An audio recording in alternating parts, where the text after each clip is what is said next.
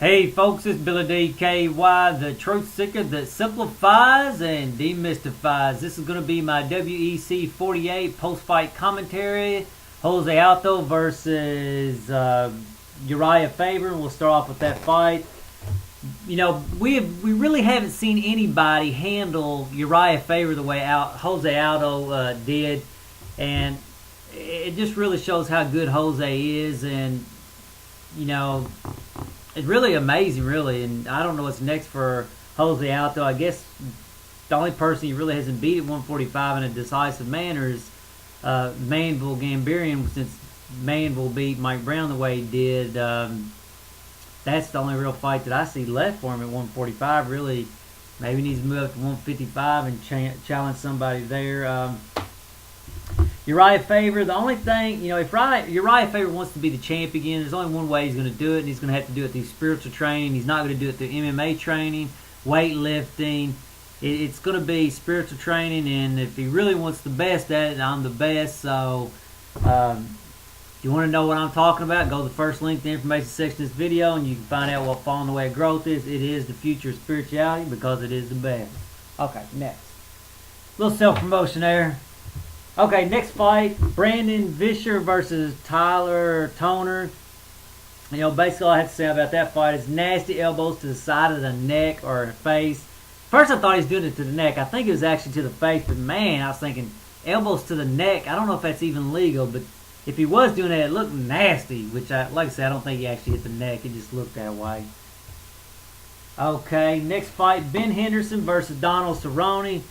Wow, that was quick. I didn't expect Donald to go out so quick. You know, Donald's a tough guy and a real gamer.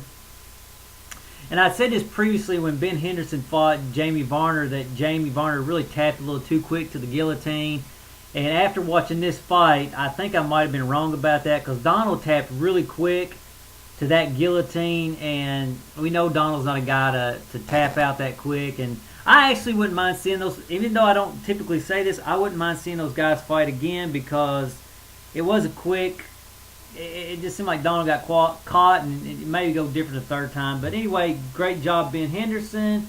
And Ben Henderson wants to go to the next level of spiritual training. Again, follow the way of growth. First link in the information section. Okay, Brad Pickett versus Demetrius Johnson. That was a real good fight, and Demetrius was really a quick guy, and he probably could have had a better strategy to beat Brad Pickett, but maybe not. I don't know. That really, to me, that fight boiled down to speed versus strength. It didn't seem like Demetrius had as much strength as Brad did, and Brad didn't have as much speed, and strength won that fight. So good job, Brad Pickett. And Demetrius Johnson will be a good guy to watch again on some other times. He seemed pretty good.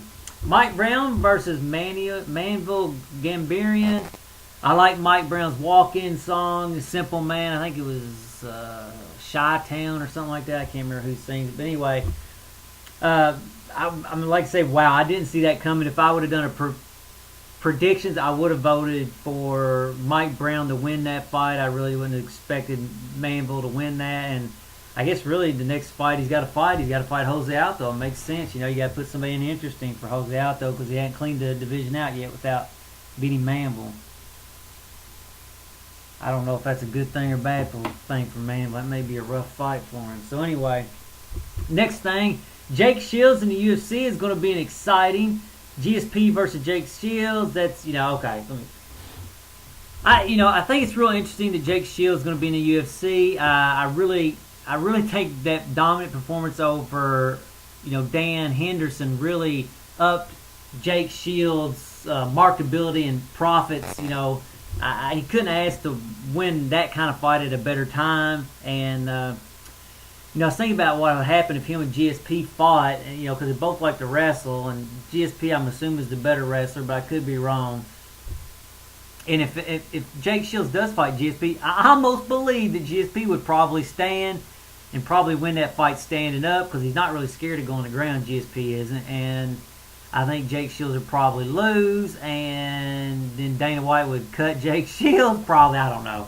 But anyway, I really am excited about seeing Jake Shields being in the UFC, and I'm excited about seeing him potentially fighting GSP and seeing how Jake Shields matches up with some of the other guys like John Fitch, Koscheck, and just a lot of different guys. See what Jake Shields is really made out of. Anyway, so that'll be interesting, something to look forward to and exciting. Glad Dana White is making that happen. My next dry erase board that I have notes on. So let's start with Anthony Urijah, something like that, versus Shane Roller. Basically, that fight all boiled down to manhood. Who had the most manhood was going to be able to dictate where the fight took place. Anthony wanted to obviously have it on the feet. Shane wanted it on the ground. Shane's manhood was better, so he was able to pick where the fight took place, and that's all I really have to say about that one. Anthony Buentelos versus Scott Jorgensen. Not a whole lot to say about that, really. Nothing really inspiring. Next fight, Leonard Garcia versus Chan Sung Jung. Damn, that first round was rock'em, sock'em, robots. I don't know if any of y'all played that game as a kid. That's what it's like, man. Just bam, bam, Leonard Garcia was in there. Yeah, everybody likes to say they're going to sit there and stand with me until they get in there with me and feel my heat a couple times. Well, guess what, Leonard? You met a guy that didn't give a rat's ass. He was willing to do it. Damn. That Korean, like I said, damn, that Korean can fight, Like I said, it's one of the best fights I'd ever seen. At least the first round was one of the best fights I'd ever seen. Round 2 was pretty good. Round 3, you got Leonard running around, really trying to avoid and try to be smarter and not really giving us the finish on the fight like he probably would have done if his corner probably would have told him to fight smarter. And basically, there had to be at least one broken jaw in that fight. Had to be. Seriously, that was probably 2 broken jaws. But anyway, wow. And I did think that Chan won that fight, relatively speaking, decisively. I really think it was, I don't know. It'll be interesting to see Jung fight some more. And I think that's right. Jung's at 145, so he could face Aldo too or something like that. So, not that I think he would win, but it could be interesting nonetheless. Chad Mendes versus Anthony Morrison. Nothing to say on that. Alex Carrick-Lexus versus Anthony Pettis. Not so much about the fight, but what I was thinking about it.